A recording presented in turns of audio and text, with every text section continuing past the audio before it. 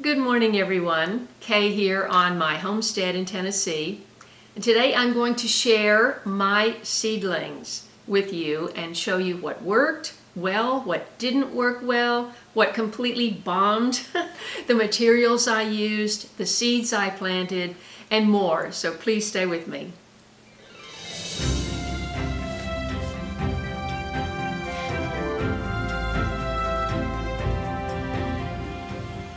If you're new to my channel, I was an urban gardener in California for 8.5 years, where I had a small space garden and no rain. And now I'm in Tennessee, where I have a lot of rain and a lot of space that I am developing into a sustainable homestead.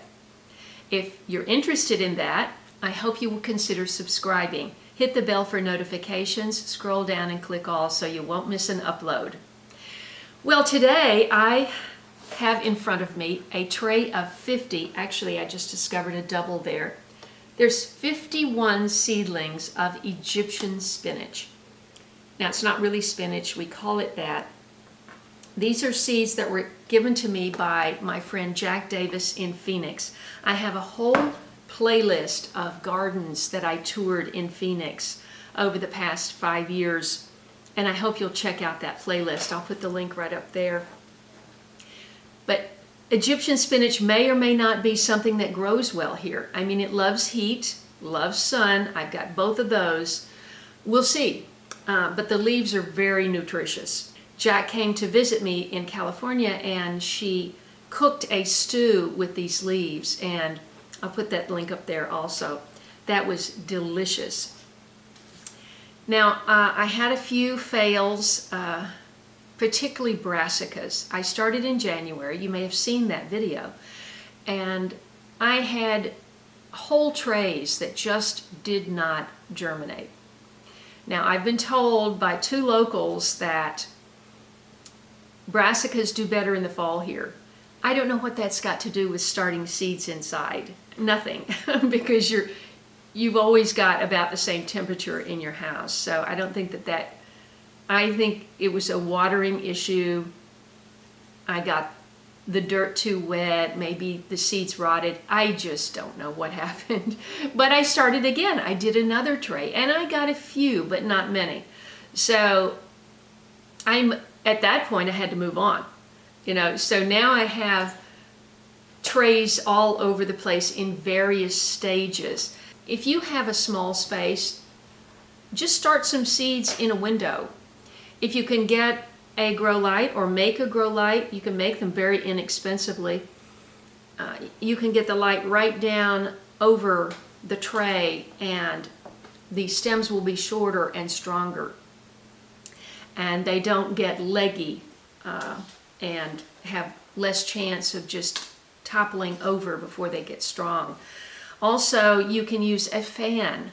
All of the nurseries, greenhouses, the commercial ones have big fans in their facilities to move the plants, and that also gives them strength.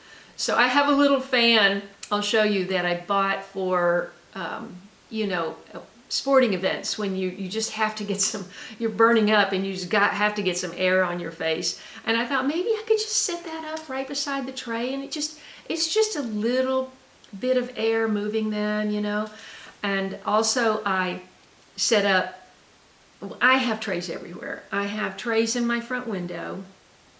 I have, right now I have 3 trays on my table. It will hold 4, but I've got 3 there, and I've got 1 on my dryer, my washer, and a light over that, and then I've got a station out in my garage with a grow light out there, and then I've got a table with more grow lights in my garage. So as it looks like they're successful, I will pot them up. These have actually been potted up. Now they're growing very slowly, but every one of them seems healthy. So I don't know what to think. And I know that people in Tennessee wouldn't know what to think with this plant because they go, what do I do with it? They've never heard of it. They don't know what it is. What would they do with it? You don't cook it like spinach. I mean, it doesn't taste like spinach. It's It's different. It's just an interesting, nutritious vegetable. They say the pharaohs used to cook this because it would keep them healthy. I don't know. So let's go over and I'll show you my various stations. You know, you just work with what you have. And right now my place is a total disaster because I have pulled everything out to do taxes and my seeds are still all over the floor. But I just wanted to show you because it's really time for some of these plants to get outside, and I wanted to give you an idea of how many I actually succeeded in growing before things get dispersed into the garden. So let's go take a look. I've had as many as 4 chairs here. Right now I've only got these 2 trays. These are peppers that are struggling. The jury is still out on whether these are going to make it. Very slow growing. These are zinnias that for one reason or another I have pulled at least 10 or 12 of these things. So this is what's happening to the zinnias. The root structure is not good and they're shriveling up, and I don't even know what the problem is. And you know, at this point I have too much else to deal with, so I'm just probably going to abandon all of these 4. Now these I planted, I think there were 6 by 6 by 2 inch flats. These need some water. These are Japanese bunching onions. You know, they're supposed to multiply, and once you get them going, you should never have to worry about having onions. But one whole tray didn't come up at all. That was a different seed from a different seed company, and these seeds were new, and so I just have a handful of these. I've got some more outside. That's the Egyptian spinach you just saw. Down here, I have started moringa probably 4 or 5 times here. And this right now, I managed to kill it off, you know, when I transplanted it, and it was so sad. But anyway, I started more seeds. These are almost the last of my seeds from Jack Davis in Phoenix. I'm going to have to use newer seeds now if I have to do it again. It does look like maybe there's one more coming up here. I put 4 seeds in each one of these. And so I've got 3 coming up here and 2 coming up here. Moringa is one of the most nutritious plants on earth. And they say it could help, it could end human starvation if it was grown more places. So I want to make sure and grow it here if I'm able. The reason these are in a deeper pot, by the way, I've had a really hard time trying to find these. I got these off of some caned plants, you know, blackberries or something back in California, and I brought them with me. I can't find these anywhere, but these are great to start moringa seeds because moringa puts down a taproot. If you dug down, you'd probably find a little ball about that far down, and it's just one little skinny thing and then a ball here, and then the roots come off that. So if you put it in a short, I mean, some people have had success, but generally if you put it in a short little starting pot, it's not going to be as happy as if you started in something deeper. If these continue to do well, I'll try to transplant them, and hopefully they don't go into shock and I can get some moringa growing here. This is my main indoor table here. Right now I just have the 3. I can squeeze in another tray here. I only have 3 24-inch grow lights here. It makes it a little awkward to try to get really good coverage and get them down close.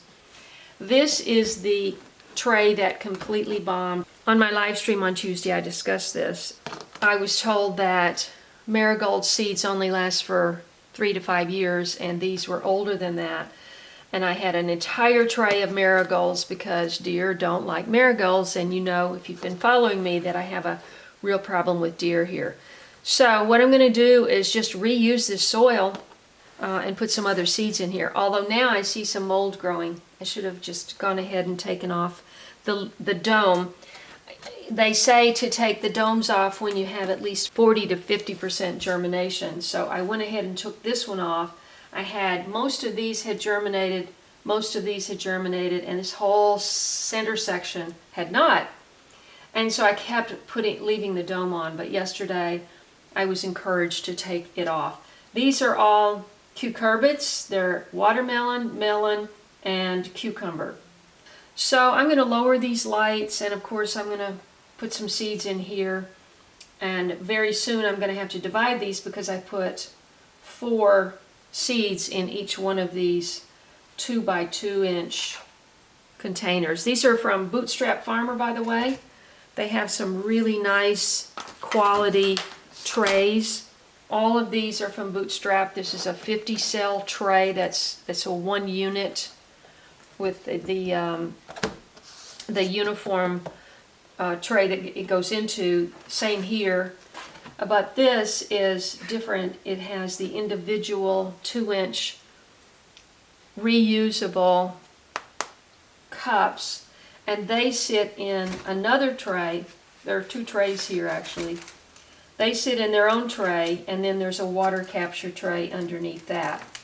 Let me show you closer. So this is an insert that goes into a water tray underneath, and these sit in here, and water can flow from the bottom tray through the holes in this tray into the pots. So you water from the bottom.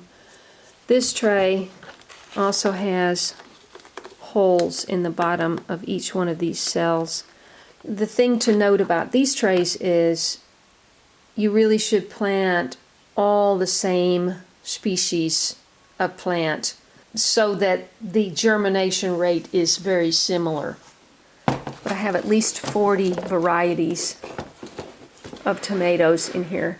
Tomatoes are very hardy, and if they get off to a good start, you can take out this plug and divide it and pot up many, so you don't have to have as many cells if you're short on space and materials. And that way you already know what has germinated before you spend all the money and the time on individual seeds in individual cells.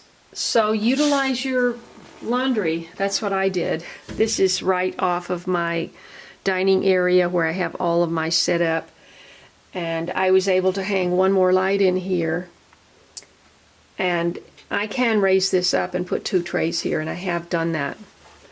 Right now I have peppers, kind of struggling. I am waiting to see. This is Siberian wallflower, and I started it last year. I don't know how I wound up with these seeds, but I wanted to try it again because I got nothing from last year. And I had probably 25 of these, and I'm down to 4. So they just shrivel up, they just don't make it. I may have potted them up too soon, but they didn't look like they were going to make it in the 6 cells, so I felt like I had no choice. I have had to resort to insect killing soap. I have been going out of my mind with all the little gnats. Oops, this is one of the hazards of these little sticky traps, is they stick to your hair and your clothes. But even with these, it just hasn't been enough, and so I had to get this safer spray. This is OMRI certified for organic gardening, and this is just water. So I come along and just give them a nice little, mist. And since I've started doing that, they've done better. But this is a questionable tray. I do hope I get a few peppers. These are my potato slips so far. They've got nice roots. I could plant these out, at any time I get ready. And I've got more growing down here in the window. I've just got a total of 5 plants, and then these are my slips that I've already cut off. So once your slip gets to be about 8 to 10 inches tall, you clip it and you just put it in water and you root that, and that's what you plant with sweet potatoes. And I've just got the humidifier on in here because I just feel like it gets dry in the winter with the heater. The heater vent is right down here. And so I'm trying to counteract that, and they seem to have been doing better since I started using the humidifier. So this is my rack. I mean, I have had 4 shelves in here and 3 of them loaded with plants, but this year I've just had because I'm short on lights, I just had the 1 light here. These are all my roselle. And you see I've got flies in here, even though I've got the sticky things. I've got flies. These and my peppers have gotten absolutely crushed with aphids, and I'm just hoping they survive. They looked so beautiful, and then the leaves started yellowing and shriveling up, and that's a good sign. Since I actually saw the aphids on my peppers, that's a good sign that it's aphids. Now I've used the insect spray, I've used my natural insect spray with a dish liquid and peppermint and bug brew. Nothing, nothing has stopped the insect infestation in here, and it's been very, very challenging. These need to be planted out. It's dipping into 30 degrees Sunday night, and so after that I'm going to plant them out in the garden.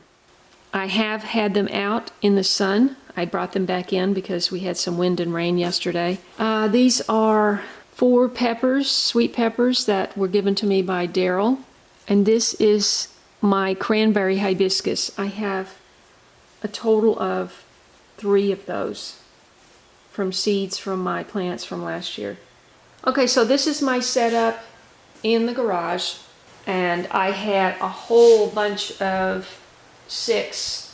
4 and 6 inch potted plants on here. The light was much higher, but they're all outside, and this is what's getting ready to go out.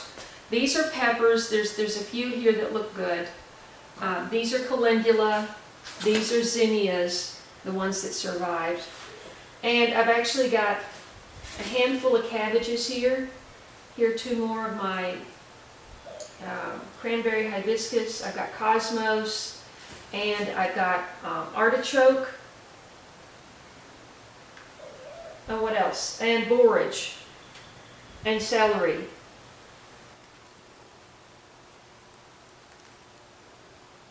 This is red Malabar spinach, these right here. And I'm hoping to have a trellis that it can grow over. That's cosmos, but it's tiny. Okay. And see, look, this cosmos looks like it failed to thrive as well. Oh, goodness. You're such a good boy. He's a sweet boy. Oh, he's heavy. He looks a lot better, too, if you recall his skin condition. I'm actually doing nothing now. I'm just giving him a lot of love. Are you hugging me? Are you hugging me? Aw.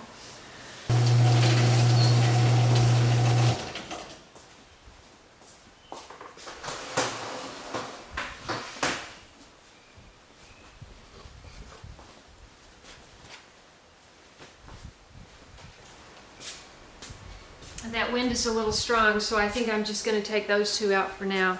Okay, so here are the pepper plants that have struggled so much. I have continued to just cut them back and cut them back. This one was the healthiest looking one, and I see growth coming on that, so that's good. The other one's not so much. I thought maybe if I get them out, get them some sunshine and some rain, get all those aphids washed off, maybe they would be healthier. These are the plants that I kept indoors all winter. Look at that hosta. Isn't that gorgeous? This is my lettuce cart. Somehow it survived the winter. And most of this is celery. Got a little chard over here. So if you've seen my lettuce cart video, you see I don't have any lettuce in here right now. That's kind of funny. I need to get some growing. This is comfrey. This is all going to be divided, and little pieces are going to be planted by each of my fruit trees. This is cardamom. It's a tropical plant, so it stayed inside for the winter and really doesn't look that great. So we'll see what happens. These were all inside, and I've moved them out. And this is citronella, which is blooming. Absolutely gorgeous. This is Rose of Sharon. I've got 2 plants that need to be planted. This is my willow tree. It leafed out in the garage, needs to be planted. And this is my pawpaw. So that needs to be planted. They all need to be planted. All right, so that's the tour of all the plants in transition. I met some folks yesterday and they gave me this sprout, which they say is ginseng. I don't know if you know anything about ginseng, but it's très cher. In French, that means very expensive in the markets to buy ginseng because it has such powerful medicinal properties. So I believe that it's going to root fairly easily, and I'm going to get that planted. Okay, I just shifted everything around again because I retired that one tray that didn't germinate, shut down the one light, and moved these two trays more. It's going to be more uniform light if you can get them straight over the tray. So you don't want to get it so far down that the plants on the outside edges don't get light. But another thing is if you have a white wall, or you can put a white surface, like a piece of foam core or something back here, it will bounce light back in. Now I had these wings put on my lights because when I ordered them originally, I thought I was going to use them in a different way in my sunroom up higher, and I didn't want the light shining in my eyes. So it really does work better when you've got them closer to trays if you do not have these on there. So just a little tip. These lights, by the way, you can order these lights. They're wonderful. I love them because they have their own control, brightness control. They do not get hot. There is no heat to touch this whatsoever, even when I touch the LEDs underneath. You hang them by carabiners. They customized the length of my cords because at the time I thought I was going to be hanging them from the ceiling. I wanted longer cords. And so if you order from Grow It LED and you use my late bloomer code, you can get a 5% discount off your order. So check it out. The link is in the description below the video. So I wanted to show you this little fan. You see, this is just enough air blowing to wiggle the stems. And it also might make the flies less happy.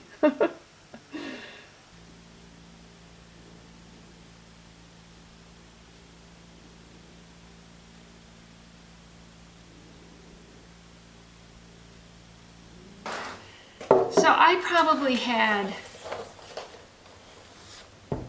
5 of these 72 cell things. Probably at least 5. 72 of these. 5 times 72 failed. And don't be discouraged. You know, we got to plant like our life depends on it. And if you're at all able. And if you're not able, maybe you know someone who is, who can use your property to grow food and share it with you. So that concludes the Plants in Transition, the Seedlings in Transition tour. I hope you enjoyed it, and I'll see you in the next video.